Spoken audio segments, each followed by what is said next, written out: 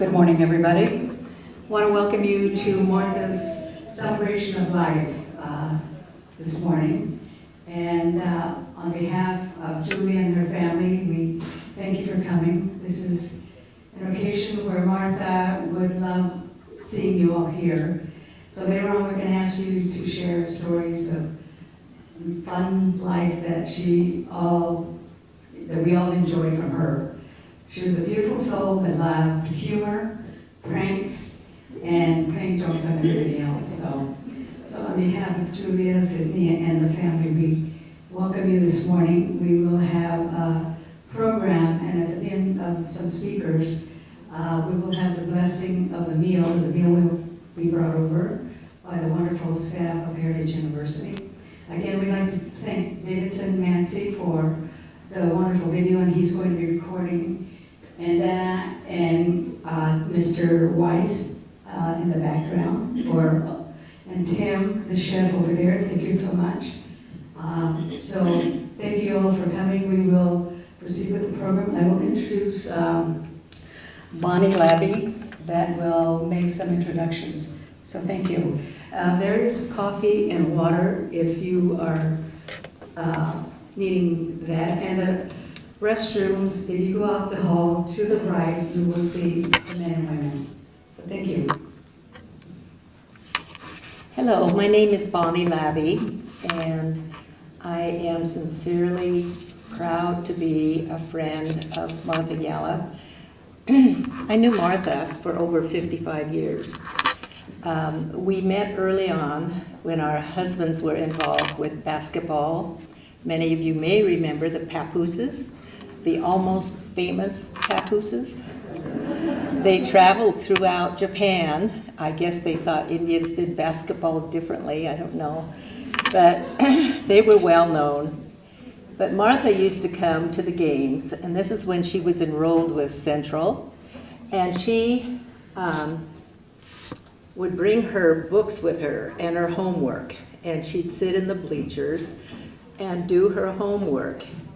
And I thought, wow, this woman is really dedicated to getting her degree in higher education. And she was going for her bachelor's degree, and that's what she earned.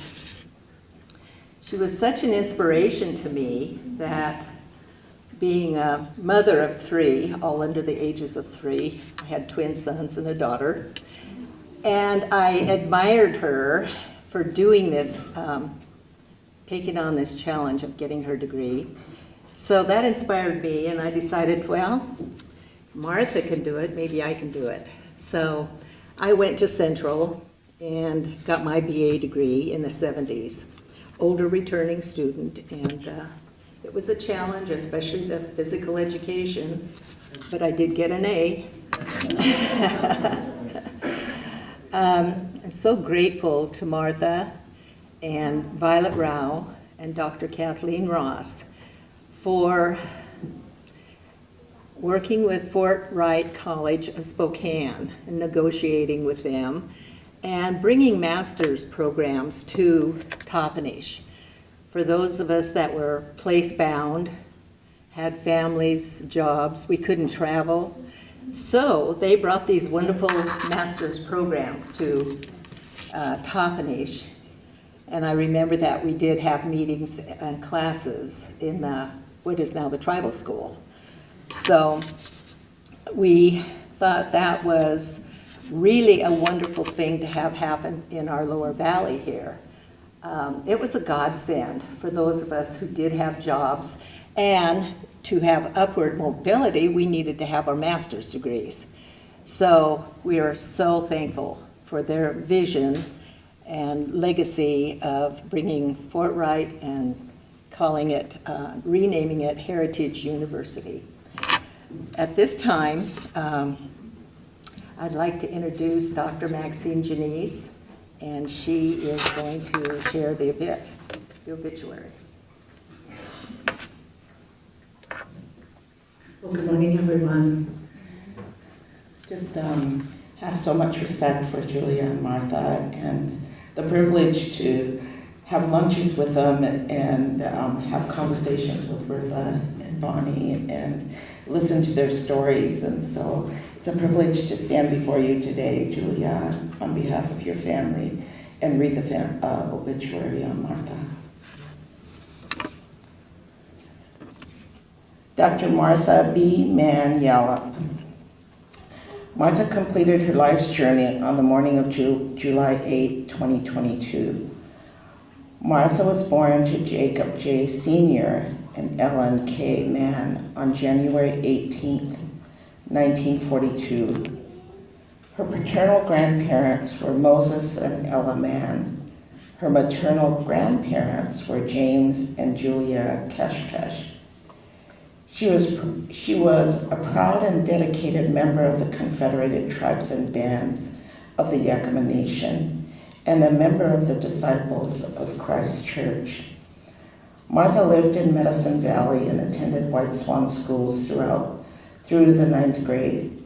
Then she was sent to a private school in Midway, Kentucky, in the heart of Bluegrass area. After 2 years, she returned to White Swan and graduated in 1960. In 1968, she earned a BA degree in education from Central Washington State College. 1978, an MA degree in education from Fort Wright College in Spokane, Washington. And in 1988, a doctorate degree in education leadership from Seattle University. In 1971, she began working for her people of the Yakima Nation. She was the Head Start director, promoted to education director, chief school administrator for the Yakima Nation Tribal School. Later, Martha was hired as the deputy director of human services. As a founding member of Heritage University in 1995, Dr. Yallup was interviewed by Katie Couric on NBC News. She was featured on the Land's End Christmas catalog and Parade magazine. She was also included in the book Women Educators in the United States, 1920 to 1993. Washington State Centennial featured her in a book, 100 Years, 100 Women, Yakima County. In 1992, she was a delegate to the White House Conference on Indian Education. She was honored for her outstanding contributions to the following: National Indian Health Board, Midway College, Alumni, Seattle University, Women's University Club of Seattle. Dr. Yallup was an esteemed educator and served on the following boards: Haskell Junior College, Board of Regents, Lawrence, Kansas, American Indian Graduate Center in Albuquerque, New Mexico, and Native American Center for Excellence Advisory Committee to the School of Medicine, University of Washington in Seattle. Martha enjoyed traveling, golfing, sewing, reading, writing, and supporting veterans activities. She was a member of the Yakima American Legion Auxiliary Post 36 and Toppenish Eagles Auxiliary. She and Bill traveled extensively to Mexico, Hawaii, Canada, New Zealand, Japan, South Korea, and the Bahamas. Preceding Martha in death was her best friend and loving husband of 46 years, William F. Yallup Sr., her parents, her grandparents, her baby brother Mann, brothers James, Jacob, J.R., and David Mann, and sisters Ollie Mann Olson, Catherine Mann Sampson. Survivors include sister Julia Mann Hill. Martha's nieces and nephews and their families were very special to her, especially her grandson Adi. She believed in the Tao saying, "The journey is the reward." She was graciously rewarded by the Creator's special blessings to achieve numerous accomplishments.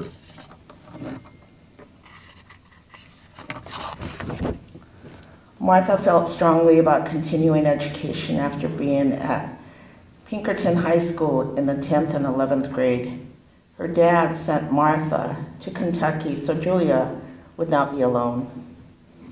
After Julia graduated, they both came home. She excelled at White Swan High School. Many did not know after Martha graduated high school she married Bill, and she knew she wanted her higher learning.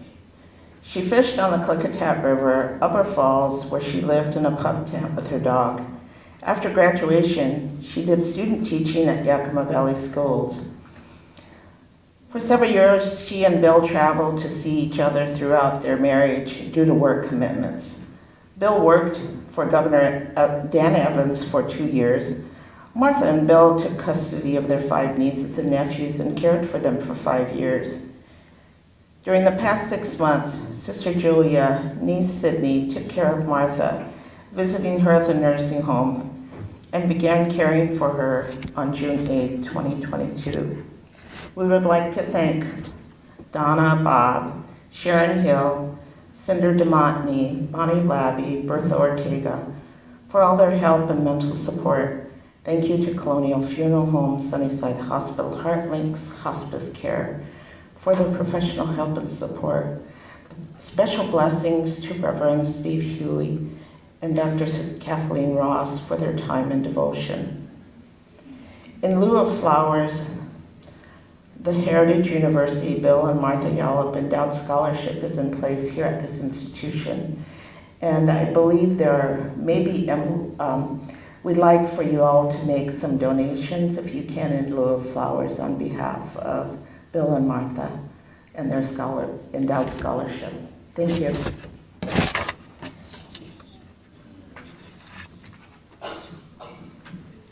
Thank you, Maxine.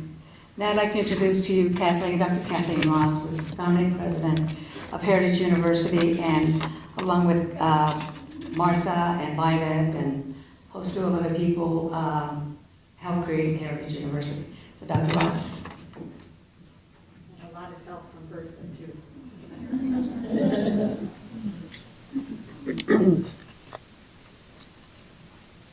I think I'll take off my mask. It's a little easier to talk and to be understood. Well, I think I was asked for this program if I would tell a little bit of the details of, you heard the overall story about Heritage College becoming Heritage University later, how it got started. So I'm going to tell you a little bit of the early stories. I think the obituary says that she first started working for the tribe in 1971. She and Violet Rao started, there was money suddenly available from the federal level for Head Start programs, and they started the first Head Start programs.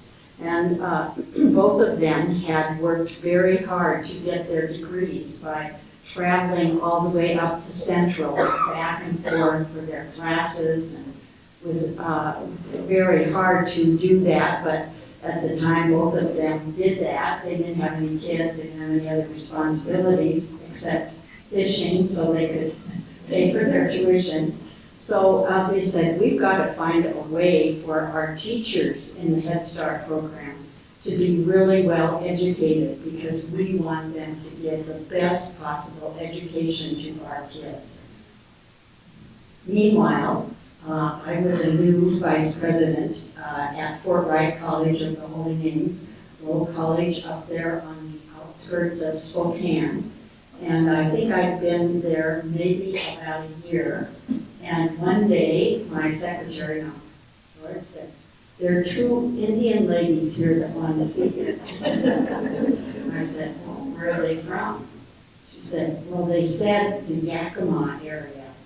But I was raised in Seattle, but I think we might have gone on a visit to Yakima once in my whole life. I don't know what that's about. I said, well, let them come in. So Martha and Violet came in, greeted me. There were a couple of chairs. My desk was over here. There were a couple of chairs over there. Lo and behold, they sat way over on the farthest chairs. I said, well, ladies, come sit closer to me. They both looked at each other and said, okay. They introduced themselves and told me about why they were coming. That they were making stops at various colleges and universities around the state We were not the first ones they had come to. They had come to several other, the state universities, and said, you need to send teachers down so that your faculty, so that our teachers can be well educated.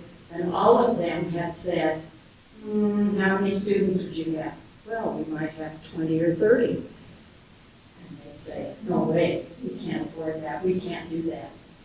So they had heard about Fort Wright College of the Holy Names, a college founded in 1907 by the Order of Sisters that I belong to, Sisters of the Holy Names. That's another interesting story. The only reason it was founded was because the state of Washington was trying to pass a law that you had to have a degree only from a public institution if you were a teacher. And the sister said, no, people like to go to a religious institution sometimes. Whitworth, the Presbyterian school, for instance. And so they started their own college. They then moved to the Fort Wright property and become Fort Wright College of the Holy Names. Well, after they explained the whole issue to me, I said, well, let me see if we can figure out something. Sure enough, the board thought it was a good idea, said, why don't you get teachers, faculty who are willing to go down there on weekends? Why don't you try a weekend college? That might work because people are going to be working during the week. Now, there are a couple of people in this room that experienced that when it first happened. Irvin is one, Bertha is another one, 3 people at least. Bonnie, I don't know if there's anyone else here.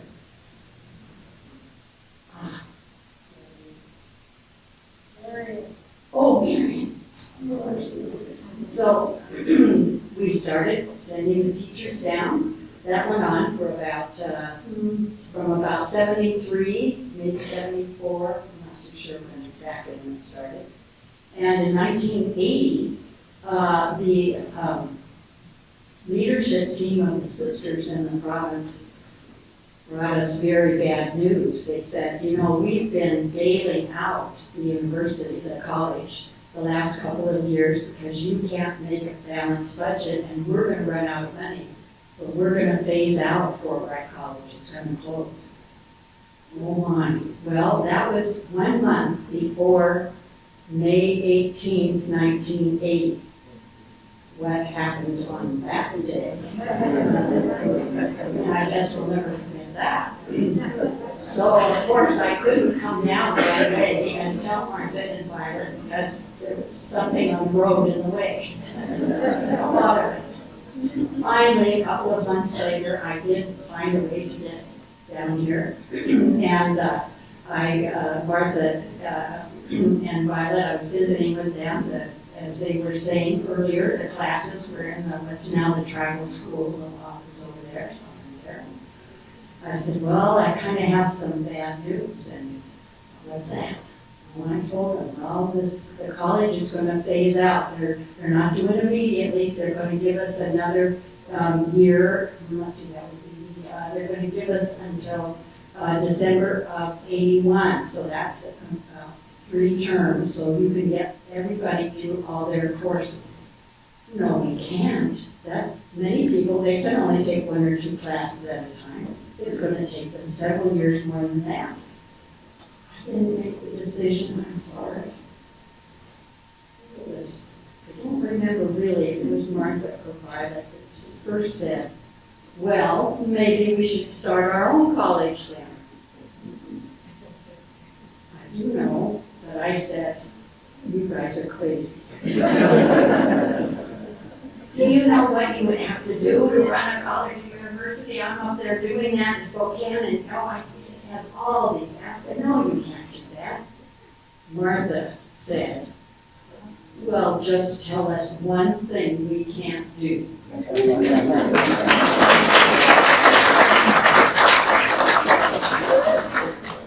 If you have time or have been over in the library building and you go in the wing that is the Academic Skills Center, there are some famous quotations on the wall. That's the first one there. Just tell us one thing we can't do. So I thought, well, I better think of the hardest thing possible, because I got to do this. What would be the hardest thing to do? Well, you have the board of directors, and the board of directors has to be made up of people that have experience, they have money so they can donate, they have political power so they can get people to do the, whatever you need to get stuff done. So I thought, well, you would have to get a board of directors, probably 6 to 10 or 12, 15 people, and I described to them, and they said, So we finished with the classes that weekend, I went home. I'd say it was about a month, maybe 6 weeks later, I get this call from Martha. Of course, by this time, Martha and Violet and I were all good friends because I stayed at one of their homes every time I came down. So I knew them very well. They were friends as well as colleagues. So Martha says, I said, well, what are you calling for? She said, well, because we have a meeting next week and I'd like you to come down. I said, well, what, a meeting? What? I don't remember a meeting schedule. What meeting? She said, never mind, just come down. Sounds like Martha.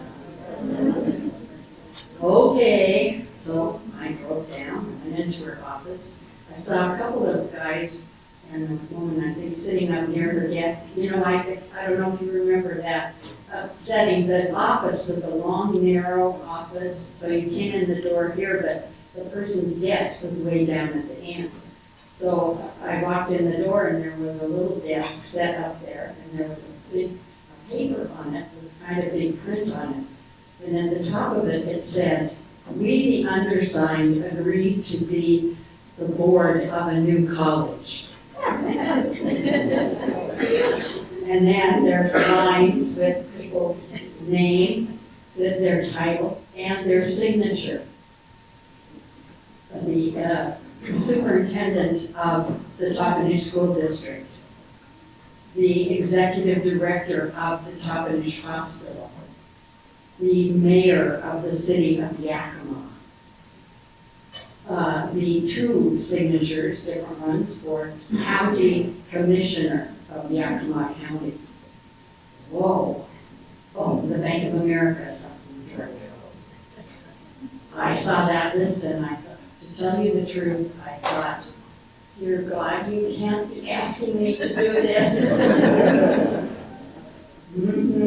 And that's how the process started for getting organized. I've been asked to work on the memoirs of some of those early stories, and I'm partway through that process working on it. So I'm finding so many different stories of little things. Martha was the chair of that board, started meeting. Pretty soon Violet, they traded off sometimes. I just thought of one story of all of those that I'm trying to get into writing that I'd share with you, and that is at one of those meetings, well, Martha had told me, would you please prepare the agenda for each of those? Okay, you tell me what to put on it, and I'll make the agenda and bring it for everybody. So we were about halfway, maybe 2/3 way through the meeting, and Martha says, Sister Kathleen, you left something off the agenda. I said, I did? Yes, she said. We're going to appoint you as the president of the new college. What? And she said, all those in favor? And everyone said aye. He said, wait a minute. I've never been a college president. I thought we were going to have a search. We were going to advertise nationally and get somebody with some experience, know something about this. Never mind, we have the resolution, Martha said. I said, I'm going out of this room, and you people talk about it honestly.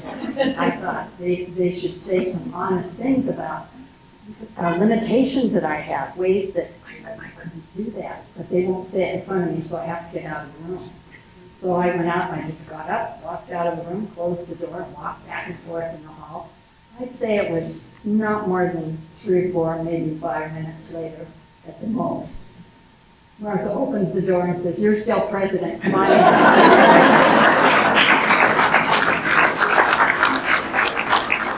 Well, that's the kind of interesting episodes that my life intertwined with Martha and so many other people as we started Heritage University. Wonderful, wonderful that she kept up that belief in it. She did so many things to contact people that we needed, get the rest of that board, get the authorization, et cetera, et cetera.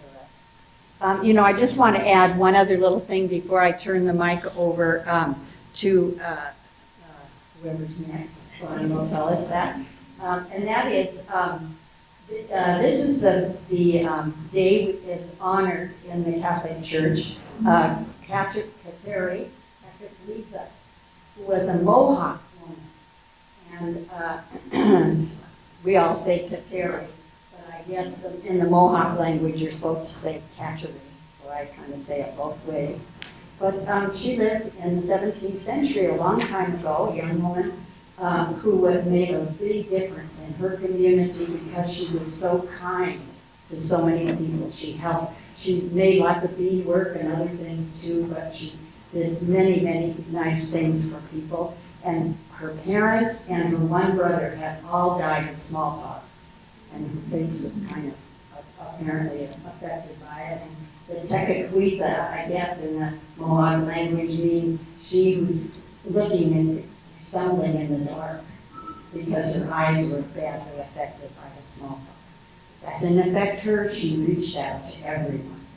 So I think it's so wonderful that we're celebrating Martha today on the same day as the first person from Native background, indigenous person in North America to be recognized around the world as a Catholic saint, Saint Kateri Tekakwitha.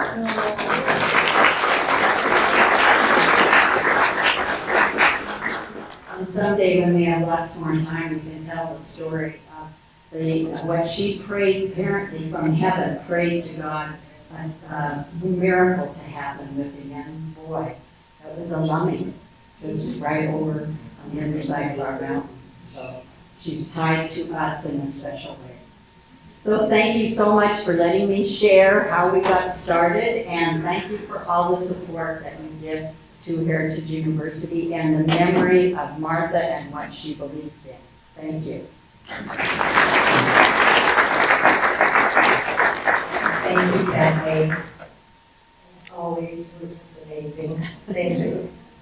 At this time, we'd like to introduce a dear friend of Martha's, Phyllis Antone.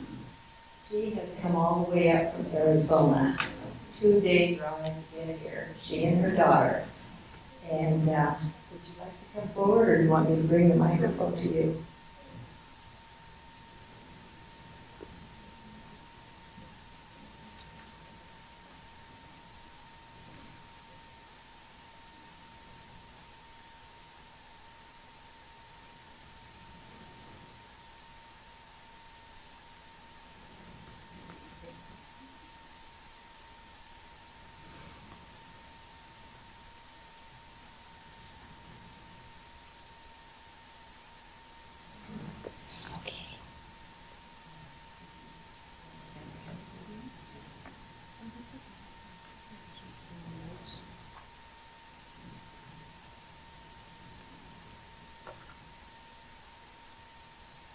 Greetings to all of you.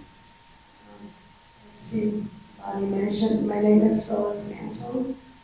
I'm from the Gila River Indian community in Arizona.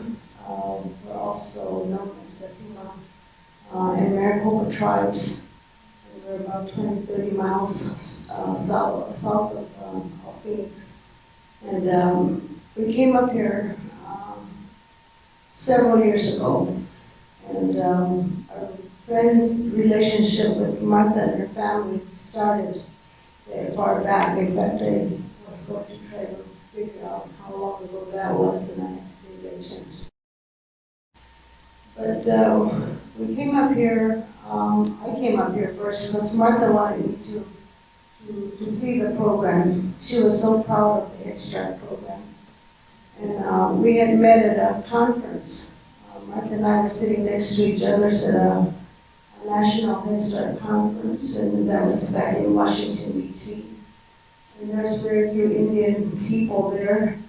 And so we became friends, sitting next to each other and talking about our programs. And we did that because we were sort of afraid. Maybe Martha wasn't afraid, but I was. In Washington, D.C. with all kinds of, people there. But anyway, we started talking about our Head Start programs, sitting next to each other in this conference. And I think we were trying to out-brag each other, on how good a program we had. And then we started talking about maybe the things we didn't have. And maybe, you had this material, maybe you could send it to me, and I'll send you something, from our classrooms and so on. So that was the beginning of sharing information between our tribal Head Start programs.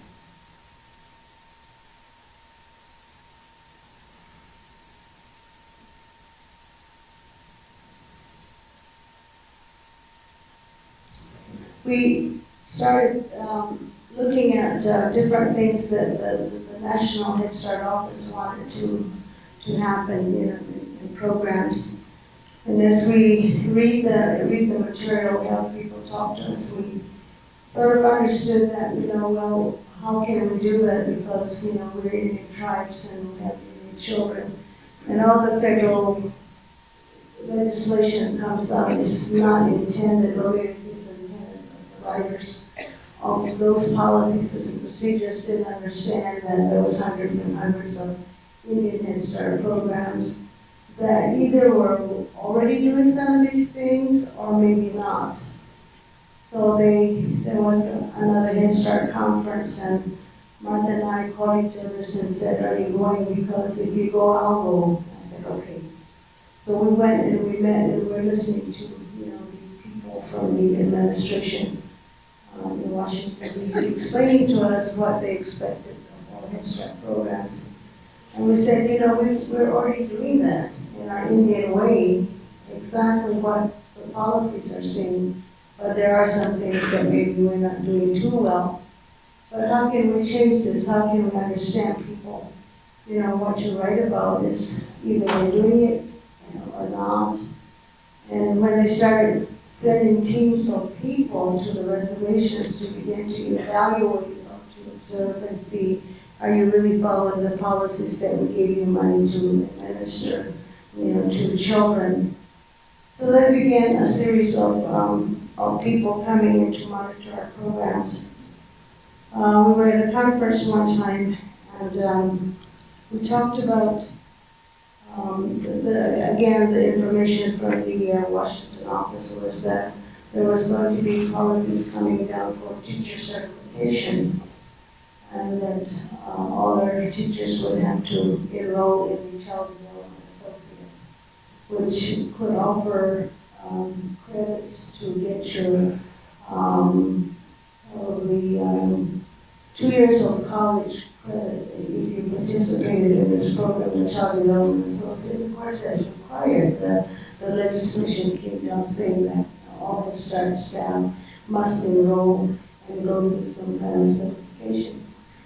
So they called different groups of people to meet together to talk about how our new program is going to do this, because there were no colleges nearby that offered college classes until Martha.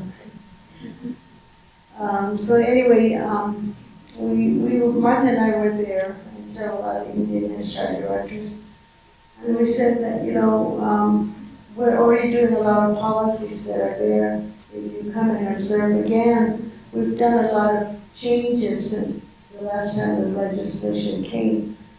But there's still some things that we Indian tribes want to do our way and still follow the policy and meet them. So they called for a committee of 12 people to meet, and the administration for children and families provided the funding to do that. And that was called the Child Development Associate Training, the 2-year program I mentioned earlier. So they selected throughout the country, they selected 12 individuals to be the people to start this. write the policies or began to change some of the policies that were there. There was a 2-year grant that came out of the administration and given to the Erickson Institute for learning young children, and it was tied into the University of Chicago. We got phone calls and letters that we were selected to participate in this 2-year program. And we were the ones that were going to develop a different set of guidelines for teacher certification, 2-year program. So Martha got the same letter. She called me. She said, "Are you going on this training with the Erickson Institute?" They sent me a letter and they called me. "I want to know if you go, I'll go." So we said, okay. So it was a good time, you know. Like I said, I just met Martha not too long from there. So we met and I think we changed. Some of us helped Martha, and others. I believe Violet was one of the students too that came, a teaching staff that came. And so as we looked at the guidance, we said, well, we're already doing this. You need to come out. You need the funding agency. You need to come out and look at our programs and see what we're doing already. Anyway, we continued this program for 2 years. So we helped the administration set aside the child development program, and through the colleges and universities, that became a major program and helped all our Indian teachers. Not all went through certification, but it helped them lead into a 4-year college and get their 4-year degree as teachers. And as we looked around, we saw a lot of the people going in to get their master's program, still in the field of education, their doctorate degrees also, sort of, but left the program because they were offered better jobs than what Head Start was paying in those days. So we started losing people, you know, in Head Start. But as most of you know, with Head Start, we hired them as a teacher aide without a high school diploma or degree. But with this program, it helped them do that. And so I think we used Martha's program as an example. You know, it truly was an example. So I think Martha probably were getting a bunch of teachers, people coming here to observe, you know, the program and saw how it was done. You know, she took me out one of the few times, first times they came, she took me to all the centers and we visited and introduced me to the teaching staff and so on. That's how I came to know Martha, you know, and I knew that she was one person that was really interested in all ages of children.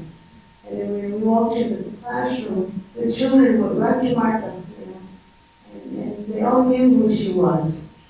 And they would, you know, we went out to the playground, they went outside, you know, we all went outside, and they would show us different games and things that they learned outside. So when we talk about Martha, she certainly is a person that children just automatically came to. And she would begin to tell them little short stories about anything. And if you were observing, you know that the children believed everything she told them. And she laughed one time, she said, "I just made up that story." I didn't know what I was talking about. I just made it up because the children I had the children's attention. I said, "So what would they say if they went home and told their parents about it?" She says, "Well, I hope they didn't. I hope they just kind of kept it to themselves." So those were things that Martha did, you know. And it was almost like a yearly trip for me to come here and visit the program because it was such an outstanding program. And the Washington office also many times recognized its stride for the kind of program that it had. We also, because of our involvement with Head Start at that level, there was a threat of taking funds away or rechanneling it into another area, especially for Indian Head Starts. They were going to take the funds and put it into whatever regional office, that this tribe belonged to. We fell under Region 9 and their headquarters would be San Francisco. So everything that we would do, we would have to go through the federal agency, regional office.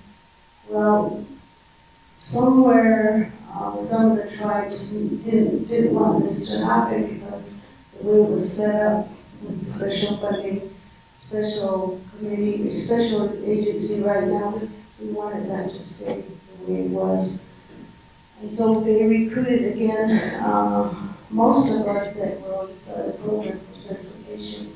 We were called in to form a committee, and we went in, and our job was to talk to people, mostly the senators and representatives from your states, your tribes, and talk to them about what would happen if they transferred programs to regional offices. So we did. We were there for 3 days, and the people that did not want this to happen came and talked to us. So we kind of chose Martha to be our leader, be our president or chairperson to lead us through this task. So one day the federal people that were opposed to this move came in and talked to us. So the next 2 days we did the March on Washington. There was only 12 of us. And we weren't dressed right, we didn't have the right shoes, we were wearing our stilettos, and so we were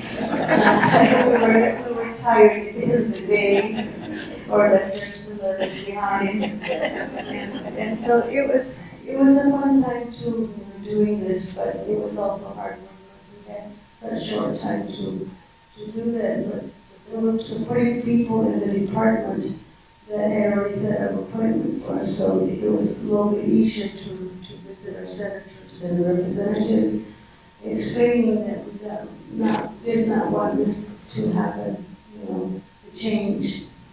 And so that was, again, we made Martha our chairman of our committee, and, we all know that she's such a good leader for that. It was, as I mentioned, she was a leader in a lot of movements for women as well. And so when those groups also began to organize, she created a lot of committees to begin to look at, women's rights, and especially Indian women, and things that were happening to Indian women. And I believe that she was very instrumental in organizing some of the beginning women's conferences. And so those were just some of the things that I was involved in, knowing, having met Martha. I think the last thing that happened was we were going to abolish things, and so again, we went and got more tribal support to change things in Head Start, particularly the language and culture for Head Start programs, because it's not real clear written into the language. And so again, they called some of us together to come in and help do that. So Martha was very instrumental in getting to change that. On a personal note, as I said, we knew the family for a long time. We came up here, my family and myself. We came because you have a rodeo activity here, so we came up because our men at home were in the rodeo business, so that was a good reason to come up here to see Martha, because the rodeo was going on over here. We had never seen the hand games, and so Bill and a couple of other men showed my daughter how the game was played. And we were both amazed at the money exchange between the people and how honest people were, just left in their pile and went somewhere else and came back. The money was still there. The most greatest thing that came out of that was that my daughter was listening to those songs that we sing in those games. And we bought several tapes and listened to them. And it was really nice to be able to be several hundred miles away and listen to the singing, you know, and it always reminded us of the family which we met in that time. And Martha and her sister, Julia, we became friends, and so we came up to be with Julia at this time. Also, their two brothers who are veterans, they became our friends when we had our IRA's parade, and that was one of the last things I think that we did with the men, the veterans. And we were glad to see them come and participate, the veterans from here. And the whole tribe that put on the parade, we're always waiting for them because they came in this little bus. And they stole the show every time they came. And so I just wanted to share with you, you know, those short stories of this program and on a, you know, that note, being family, part of the family. That's why we came. Thank you. Thank you very much, Phyllis.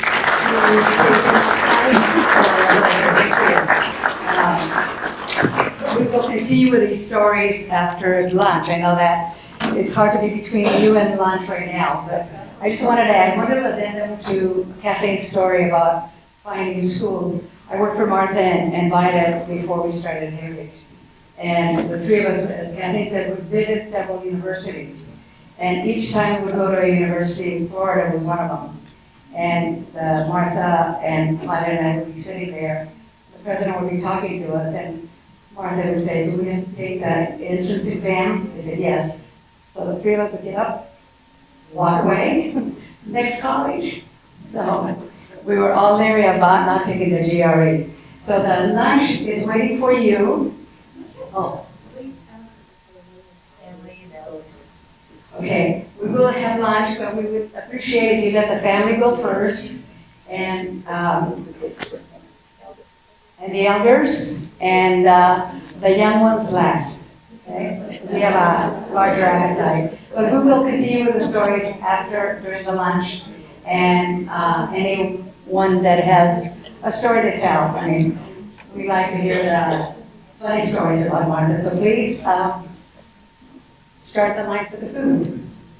Bon appetit. Because I asked her, I says, "Do I have to be working in the Head Start program?" She says, "No, you don't." She says, "If you're willing to get and to sign up for these classes, then to get a degree." And what I wanted to get was my required subjects, so I could go into a four-year program. So she helped me with that.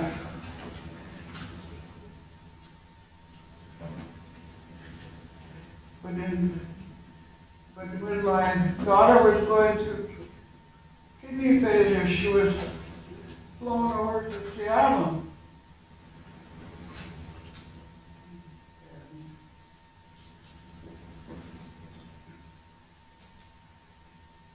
And Martha was the director of the Health and Human Services Department, so she worked with the administration and giving assistance to help me be with my daughter over in Seattle. My daughter ended up a whole month in the UW hospital.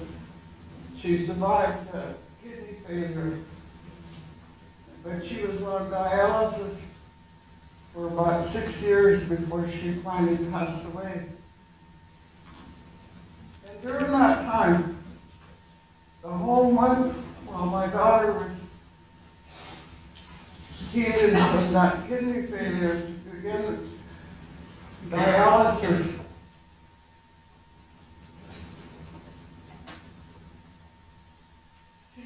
she put me on leave for 30 days so I could be there in Seattle with my daughter with the assistance from tribal administration. That's how much I respect her as a person for all the help that she gave me.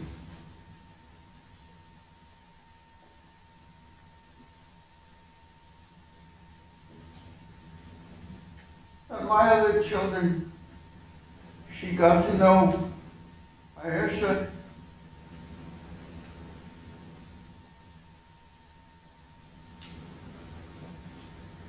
Throughout the years,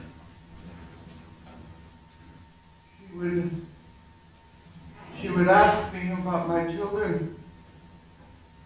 And when I told her that my Isha, after she survived the dialysis, she was accepted at UW. So she had graduated from White Swan. And so she was going to classes at UW. Oh, she says, that's good, she says. And then the UW would work around her dialysis schedule for her classes until the disease was so bad she couldn't go to school anymore, so she came home. She passed away when she was 28 years old. But I always appreciated the support that I received from Martha.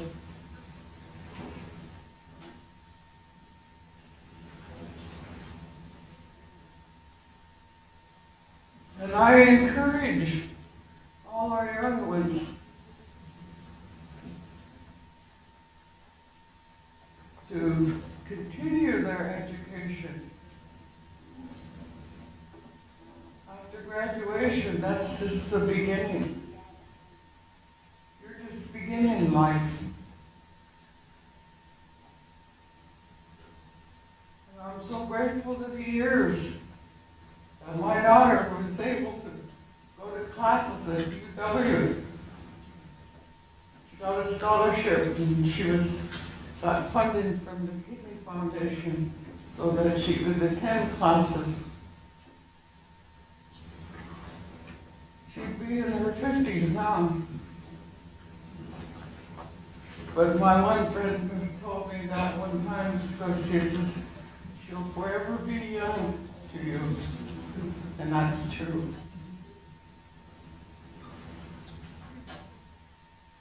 So I just wanted to give a little bit of testimony. Martha helped me when I needed it. And I wish you send me either. Thank you.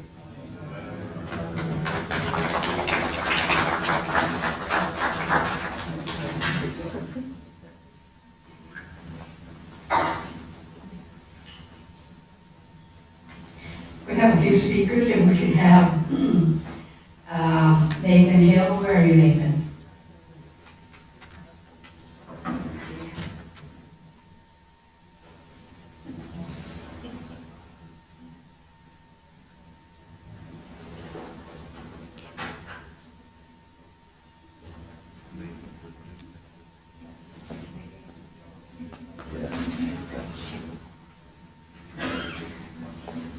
Good afternoon, everybody.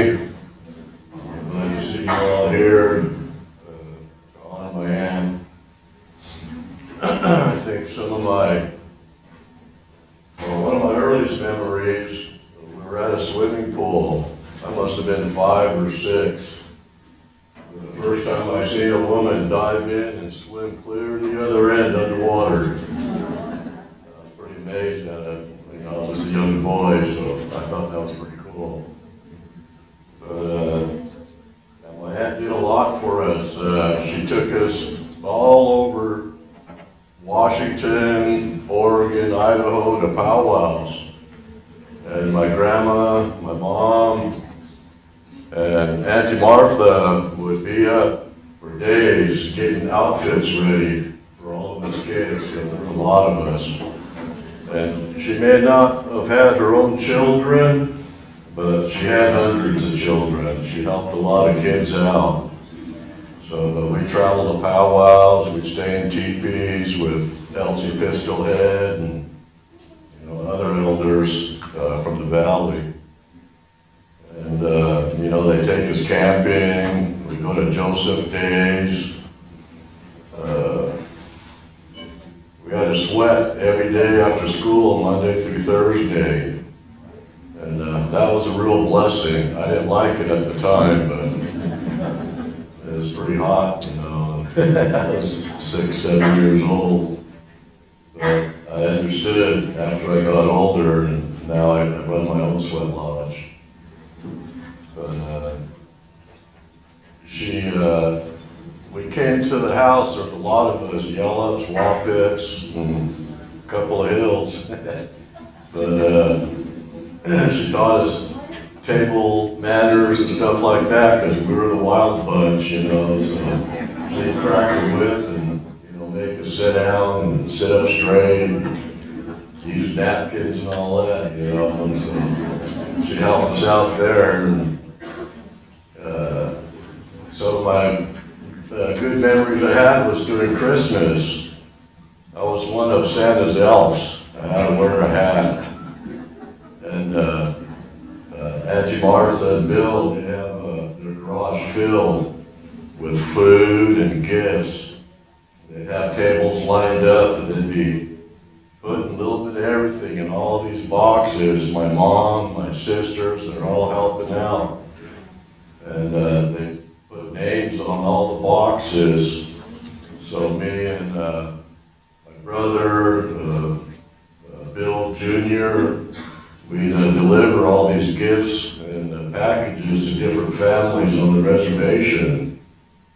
And I always really admired how they thought about the other tribal members. Some of them didn't get Christmas presents or didn't have much to eat, so I always thought that was pretty special. But she always stayed on as kids, and she wanted all children to have an opportunity to go to college or trade school, something that was going to help them in their lives, to pay bills and provide for their family. And she was just, we used to call her the Sarge. And here comes the Sarge. She cracked the whip, make us get busy. So, but I found out later that she taught swimming at CW Ellensburg. She was one of the instructors that taught the students how to swim. And I fished the Klickitat River most of my life, since around 74, 75. And I didn't even know till years later, the place I caught my first salmon, that's where my Aunt Martha fished. And she had to cross a narrow bridge across the river, and it's dangerous. You fall in, you're probably not coming out. But she'd be down there all night, catching fish, throwing them in a gunny sack, and packing them across that little bridge all night long. And it's hard for a man to do. And my Aunt Martha did it, and she used those funds to help put herself through college. So I was really proud to hear that, I didn't even know, until I was an adult, that she was down there packing fish and walking on them same rocks I was. But yeah, she was a wonderful person, and I was really blessed to have her in my life. So, she was a hard worker and went to school and became a doctor of education. I was really proud of that. And I finally decided to go to school about 30 years later. So I came here to Heritage, and I graduated with a degree in business administration. And I was really happy to see her and my mom situation. So, but anyways, she'll be greatly missed by all of us, but we know that she's in good hands. You know, she's with the Creator and the rest of our family. I believe we don't sleep. I believe they're right with our family now. You know, that's kind of how I look at it. But anyways, I'd like to thank you all for being here, and I hope you enjoyed your lunch. I think there's more food out there if you guys want any more. But yeah, thank you.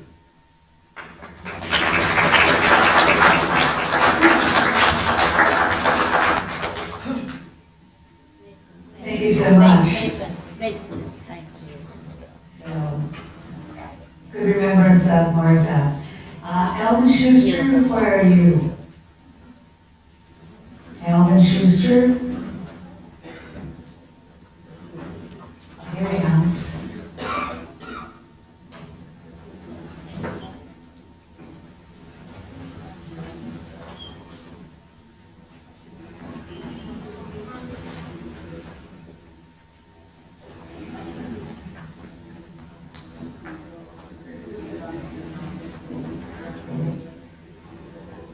Afternoon. I and Martha and the boys and the sisters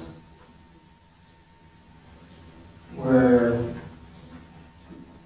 my mother's first cousins. I remember seeing them and working in the cherry fields, in the dells, camping in bush, out there in the cherry fields. We all worked from the fields, fishing, everything. Later on in years, I had the opportunity to go to work as a parent Indian education liaison. And little did I know it was under Martha. And my job was to meet with parent committees from Wenatchee, East Wenatchee, Leavenworth, all the way down to Stevenson, the Dalles. I worked 8 hours in the office and another 8 hours out in the field. And Martha would say, "That boy, Alfred, that boy, we need you out there."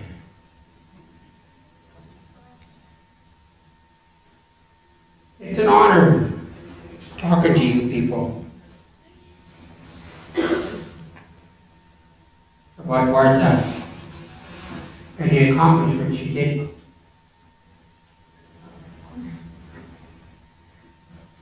We're not too much of a family that brags about each other, but she did a lot. She was Director of Human Services, and I've seen a number of 500 or more programs that she was running. And she knew exactly where everything was at.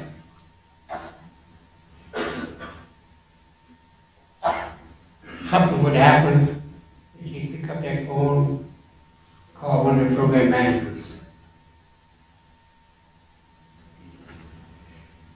It was,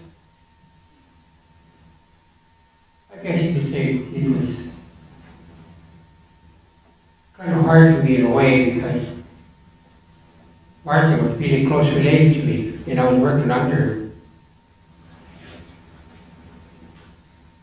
I didn't plan it, but it happened that way.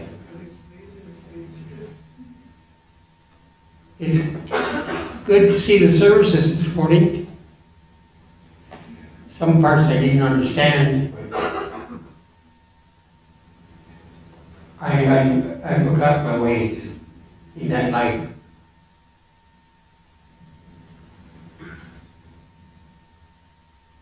And it's good to see family here again. I haven't seen family in a long time.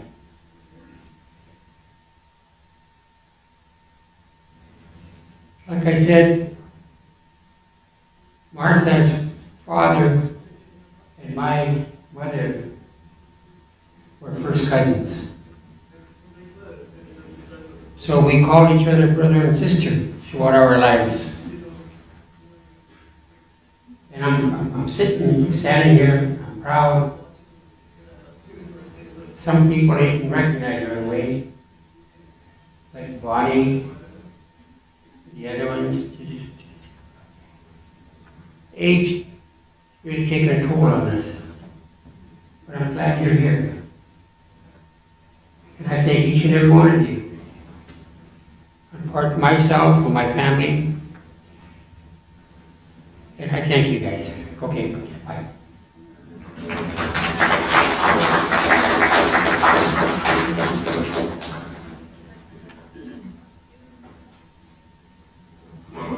Do we have anyone else that would like to share some stories?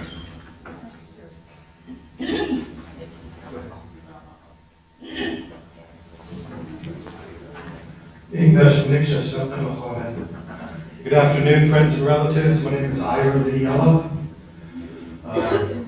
Just like to express myself on behalf of the Yallup family for a wonderful service this morning, a wonderful dinner. I appreciate the words. You know, as Nate had said, that Martha had no children, but yet myself and my wife, Pebbles, we considered her our mother, the way she treated us, the way she talked to us. And as my Nathan had mentioned, our aunt had fished at the Glicktack River, where we fish today. The area is known as the Silver Hole. But when she went and fished there, after that it was called Martha's Hole. Because she had caught so many fish there on her own. Bill would drop her off there and leave her there. While she fished, he went to work. She caught the fish, they come back, they sold them, and like he said, she used that money for her education. She would tell us stories of the hardships she went through at the river. Other families coming there and trying to dominate and move her out of our area. She stood her ground. She was a tough woman. You know, she had a lot of respect from a lot of different people and families. But she struggled when she would leave Bill and she would catch a bus to Seattle to go for her college. And she would stay in the bus depots. She would live, when she had money, she would get a motel. She had friends, she would stay there, but she would travel back and forth for her education. And she knew and valued the importance of that.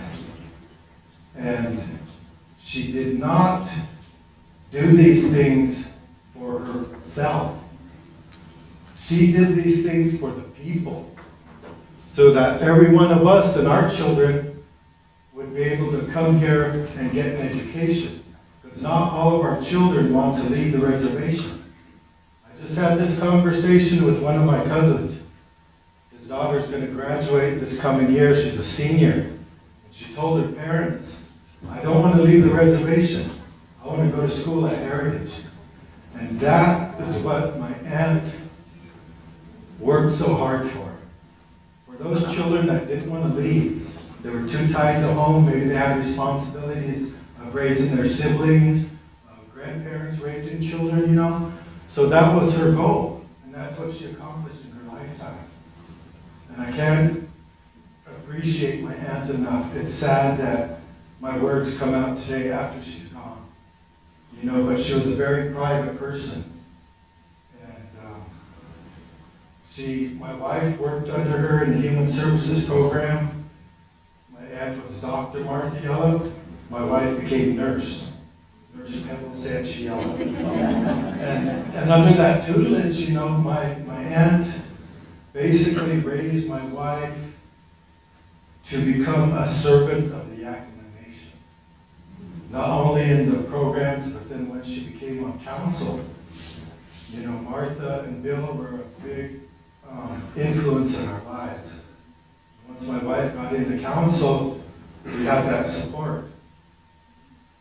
But I just wanted to take this opportunity to express myself on behalf of myself, my wife, the Yallup family. This woman meant a lot to this entire nation. And I just thank you for the opportunity to speak. I thank each and every one of you because we all share the love for this woman. That's why we're here. We love this person.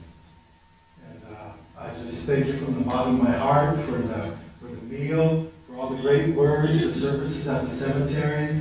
I thank the cooks, you know. I thank everyone here.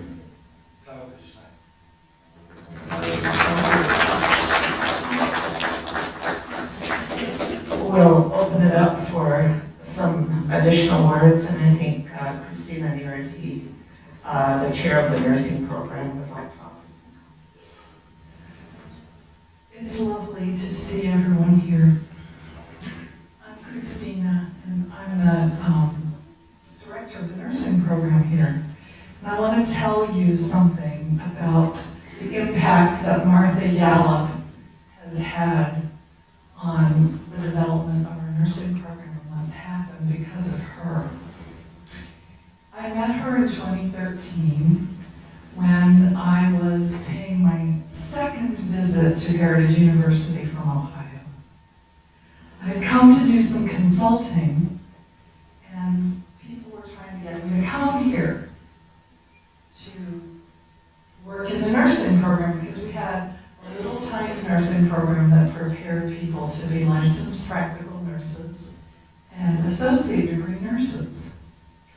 Well, I really came back out of respect for the administration who had invited me to come back, but I really did not intend to come here. I got invited to come have dinner with the people who were going to be sitting on the platform at graduation. And I sat across the table from Bonnie and Martha Yallup. And Martha Yallup said, "Please come here. We need to have a BSN program because we need public health nurses."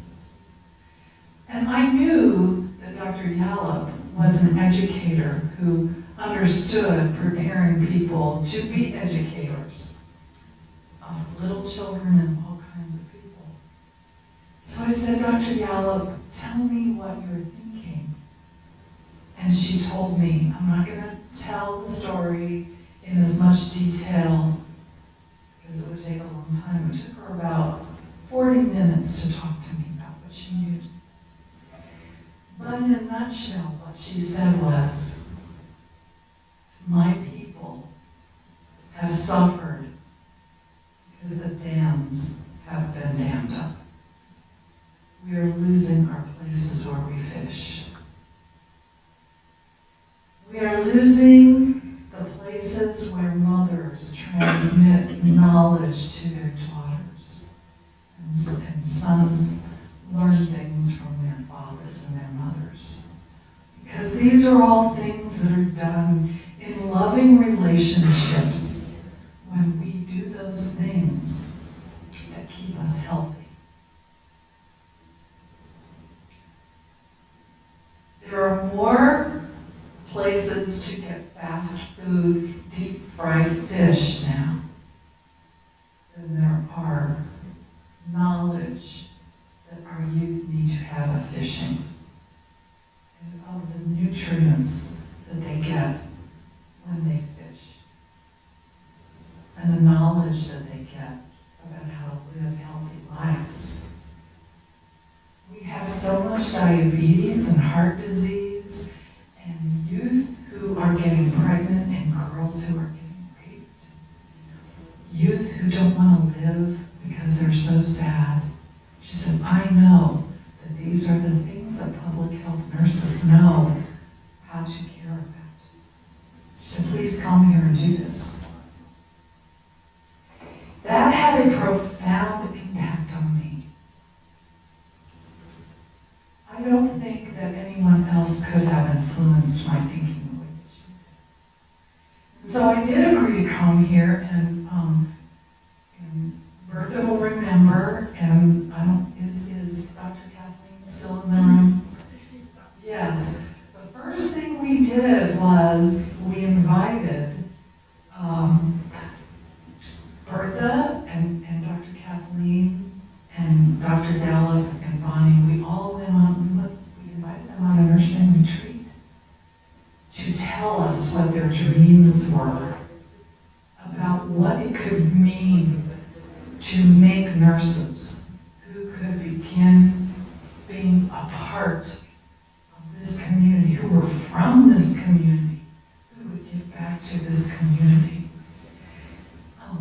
So I wanted to tell you that story because we are beginning to make Martha's dream come true. For example, Dr. Shelby Clark, who was one of our first Native American graduates from the Yakima Nation, graduated in 2019. She was in our second cohort of students in our very strong public health focused program. Went on to get her Doctor of Nursing practice at University of Washington in public health nursing.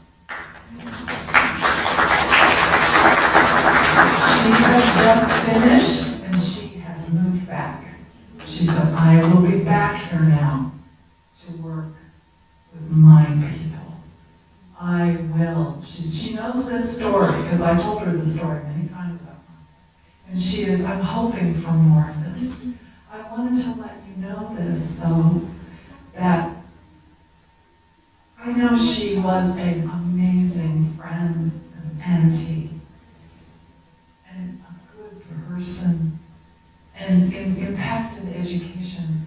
But this is something that maybe most people don't know about. And I wanted you to know this profound impact that she's had.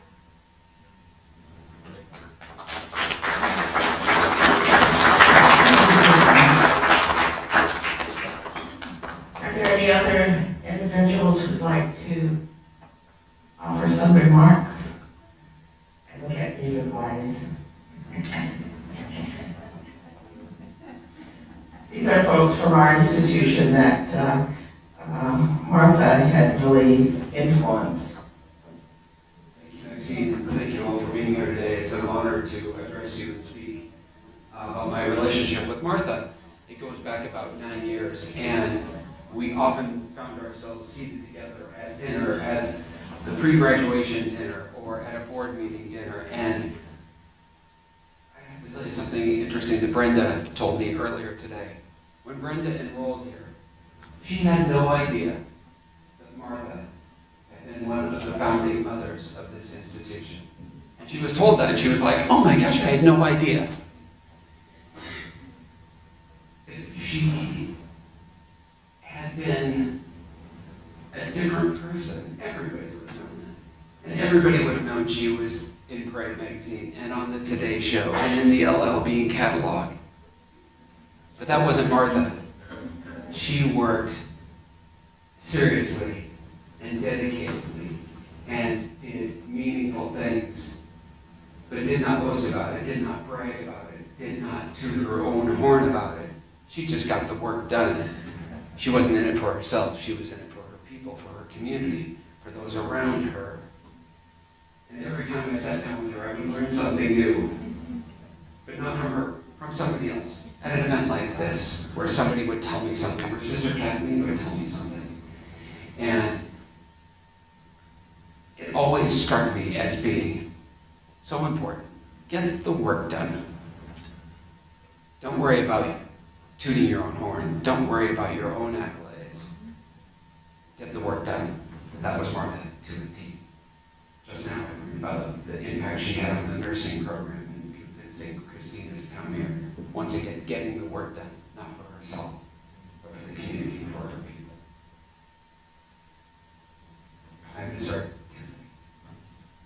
She impacted all of us. She impacted the world around her. Serious and meaningful ways. Thank you.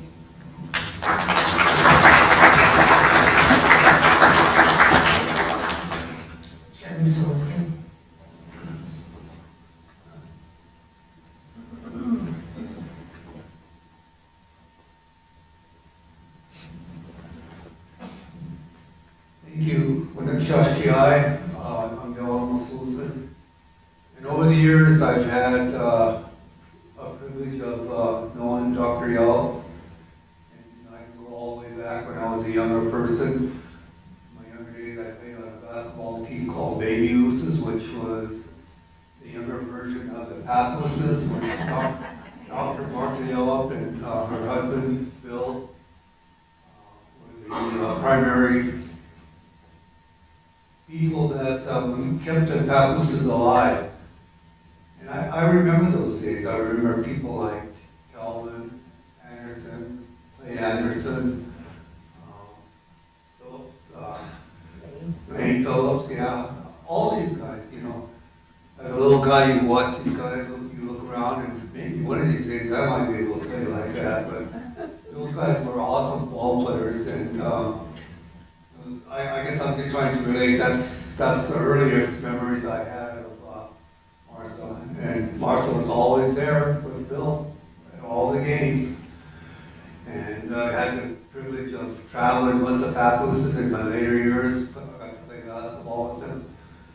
It was always something, I would just say, I never could understand how Bill and Martha had the resources to sponsor a team like the Papooses, to go travel, to go, to California, to go to Montana, to go to Idaho, to different places, to Seattle, to tournaments. But they always had, they always paid the tuition, they all paid for food or whatever for all the ball players.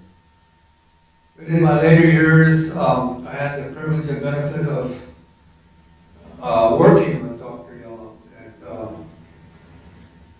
and I guess I could say we're kind of the products of change.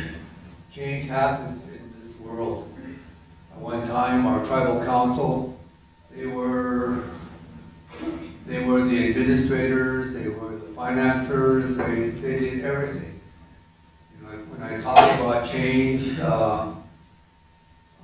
you heard the stories about her and the Head Start program, the various other programs, and she was one of the first program managers of the Yakama Nation through those programs. But the tribe grew, and it grew significantly. And so when I say we were kind of part of change in our tribal government, we put together, and I say we, Dr. Yallup, Dr. Flander, Sharon Gowdy, different ones, Ted Strong, John Mesley way back when.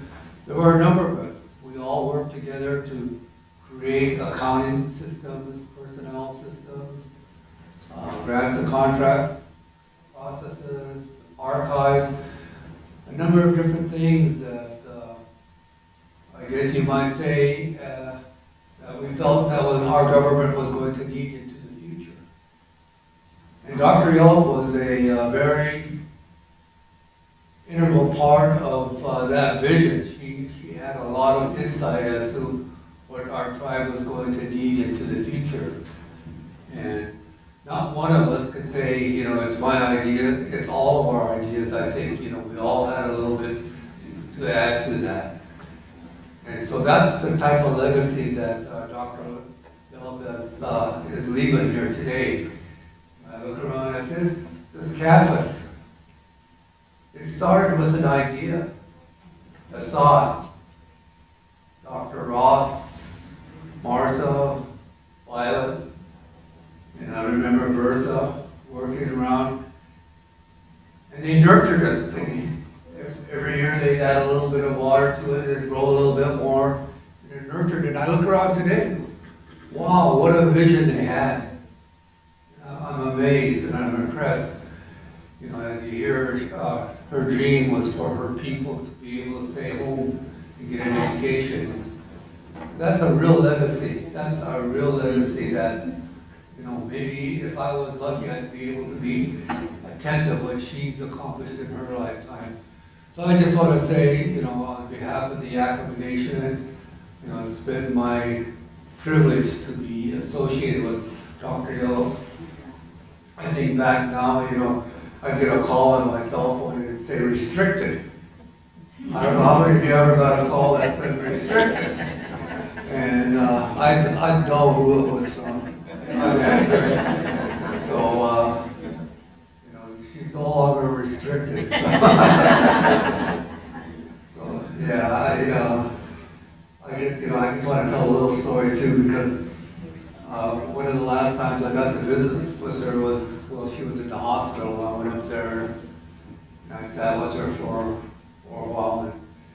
And she was reminiscent about, you know, I heard the stories of fishing. She talked about that, you know, when going to school, when her and Bill first got together.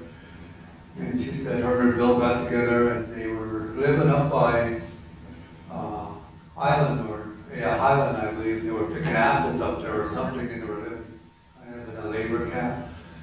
And she said Bill's dad, he had a convertible, and he'd come up there driving, and she said I could just see his rays flowing in the air and everything else. She said, you guys don't need to be living up here. You guys come home now. But again, that's just the way we were. We all grew up that way. We had to work in the orchards. We had to work in the fields. And that's just the way we have been. We always have been. Things are changing, even in that respect. So we're products of change today. And I just want to say it has been my privilege to be able to say I was associated as a co-worker with Dr. Yallup. I just want to tell a little story about Ellen, because when she was in the hospital, she called me on her restricted number. She said, the food here is lousy. Can you call down and tell them to come fix it?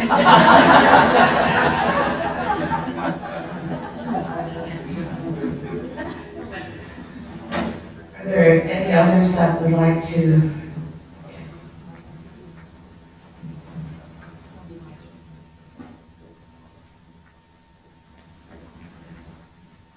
Hello, my name is Sydney, and this is Marida. We met when we were in AmeriCorps back in 1986, and we were assigned to do a service learning project, and we saw for some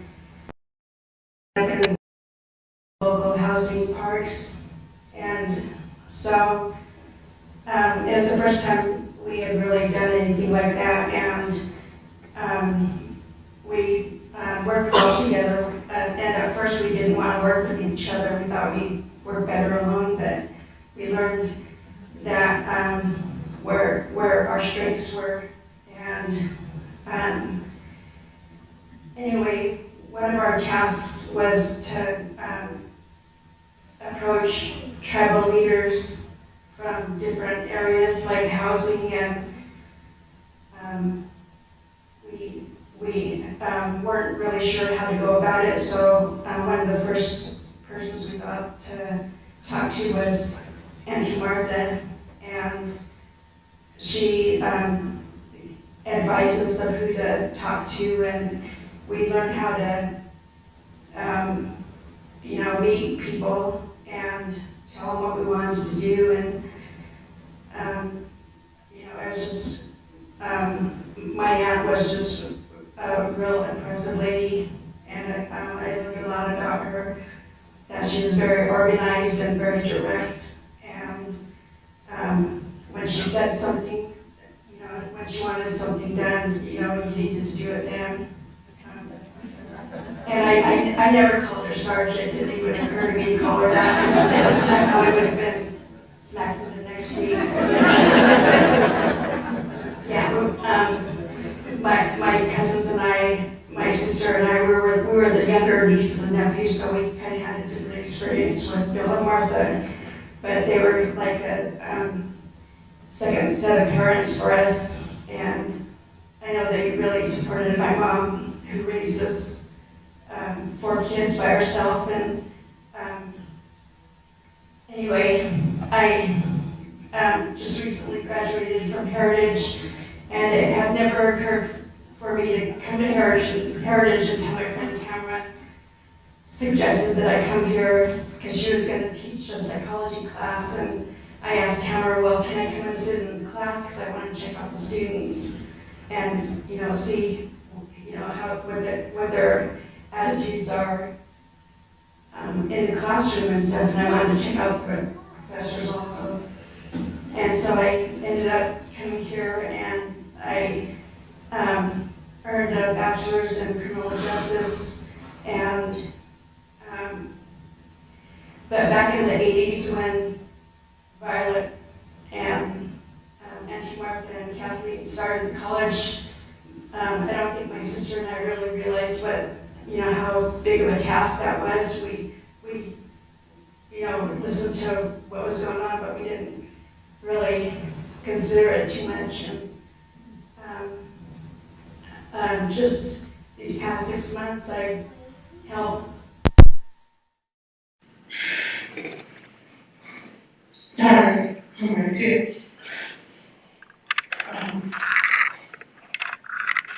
I started out in the GTPA program. I used to work in a little trailer behind the tribal school. And I met a lot of people throughout my life there. And one time, Pebbles told me, Betty, you need to go help.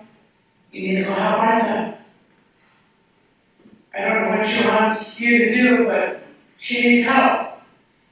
Get over there. And we used to joke around, man, we're going to the principal's office. Because I heard somebody talking about that hallway, you had to go down and get in there to her office, to where her desk was. So I was walking in there all slow, and she goes, Betty, what are you doing? Come here. And I was like, okay. So I still standing there. And I remember getting in trouble all the time when going to school and growing up. She goes, what's wrong? I go, I feel like I'm in a principal's office and I'm in trouble. And she started laughing. And she goes, oh, I need your help. Bill said you're good at filing. She had this table, and man, those stacks were high. And we only had one file cabinet, and I told Pebbles, we're going to need more help than this. We can't fit it all in there. I heard a lot of good words today. But first, I'll do this in the right way. Nech Petroy. Mini Namoma. Wanikshash. Ulam Tapash. My English name is Roger Feiner. I'm chairman of the General Council. I heard Delano talking about when we first started out administration, and we were the bunch that started it, so if you want to point the finger at somebody and get mad about it, blame us, because there was a few of us there together. But my daughter married her nephew, and so we kind of kept in touch. So you know how young people do, they get along and then decide not to get along and everything, and then they get along. And Martha and I would talk to each other about it and things like that. But so Delano was the assistant administrator, Ted was the controller, I was administrator for community services, and Martha was the administrator for education. That's how we first started out, and things progressed like that and everything. Delano left us one time to go work for an enterprise. And then while he was gone through some craziness, I want to look at that national project. And here come these guys, all these biologists that started just working for the tribe, and we're going to need your help on that. So I stepped away from the tribe for 2 years to work on a hatchery project. And then department doing the same thing. But there's a message behind why I'm telling you this. Because during that time, Elmer was the chairman of the fish committee. And we're just human beings and we got to where we couldn't get along. So they ripped the position. And I was in the hills cutting wood because I had a family to take care of. And somebody came to see me and said, Martha wants to talk to you. Shoot, and so I said, yeah, what do you need? I don't know all the answers, but I can tell you what I can do. She said, no, would you come to my office? And so I did. I went to her office. And she said, we're going to start this vocational rehabilitation program. And I want you to manage it. And I told her, well, you know, they just let me go. Here's the message she gave me at that time. And I'll remember this the rest of my life. And Martha was younger than me, but she said, some people's garbage, 9.